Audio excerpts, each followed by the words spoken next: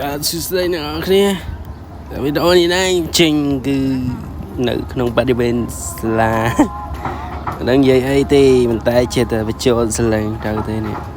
មិនដឹងថានិយាយពីអីព្រោះថាឥឡូវហ្នឹងកំពុងតែធ្វើដំណើរទៅហូបបាយហើយនាំលោកបងទៅឆាន់អាហារផងពេលព្រឹកយើងចេញពីរៀនបាទនាំប្រូផលហើយនឹងក្មេងតូចឲ្យច្រឡំក្មេងតូចនាំលោកបងបាទដល់ហើយនេះថាលេងឯងសំទោសហើយយើងនាំលោកបងទៅឆាន់បាយពេលព្រឹកនៅឯមាត់ទឹកនៅសាកលវិទ្យាល័យជាតិបាត់ដំបងហ្នឹងព្រោះបានឡាយទៅយល់ទៅសិស្សនិស្សិតទាំងអស់ស្គាល់ហើយតែគាត់តែយើងទៅឡើងនោះវាត្រជាក់ហើយ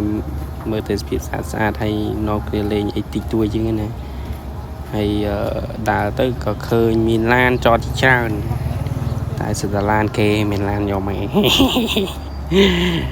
អើយដឹងថានិយាយពីអីទេតែចិត្តតែនិយាយឲ្យបាក់សាយហើយក៏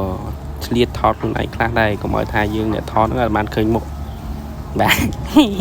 ស្អាតទេបងប្អូនស្អាតទេសង្ហាហ្មងមានសង្ហាដូចខ្ញុំទេយ៉ាងអញ្ចឹងឥឡូវទៅសរសើរខ្លួនឯងភ្លេចមើលទៅសុភាបាទនេះគឺនៅមុខបណ្ណាល័យបណ្ណាគារដែលដូចពីមានអញ្ចឹងតែស្លឹងចុះស្លឹងឡើងរាល់កន្លែងអង្គុយតែធ្វើម៉េចគេណែនាំផ្លូវទៅខ្ញុំដឹងដែរនឹងគេហូបនៅណាផងចែដើរតាមគេបាទហើយក៏កលេចទៅឃើញគេកំពុងតែកាយបាទកំពុងតែសាងសង់អភិវឌ្ឍកន្លែងថ្មីទៀតហើយឃើញឥឡូវហ្នឹងឃើញឡានច្រើនតែនស្មើនេះ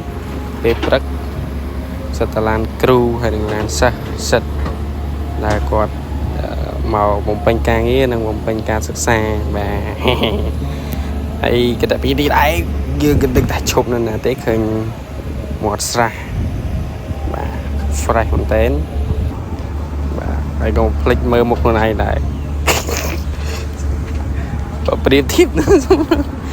អូយពេលនេះដែរខ្ញុំពេញដូចដែរនិយាយឲ្យបានស្អាត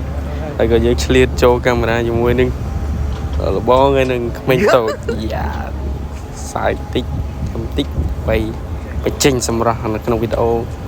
ថាស្អាតប៉ុណ្ណាអូខេគេយោបាទនឹងធ្វើអីរកកន្លែងញ៉ាំបាយថាកន្លែងនេះក៏ថាប្រចាំគ្នាឲ្យដើរទៅមុនឲ្យដើរទៅក្មេងតូចយ៉ាប់មកតើគេខំមកតើគេថាឲ្យហើយគេដើរទៅហើយវីដេអូមានអីនិយាយទេមានតែចាំមើលវីដេអូហ្នឹងទៅមានញ៉ាំបាយញ៉ាំអីពេលព្រឹកហ្នឹងឯងហើយបងឆាន់អាហារពេលព្រឹកហើយវីដេអូមានប៉ុណ្្នឹងឯងហើយចាំមើលតទៅទៀតវាមិនអញ្ចឹងណា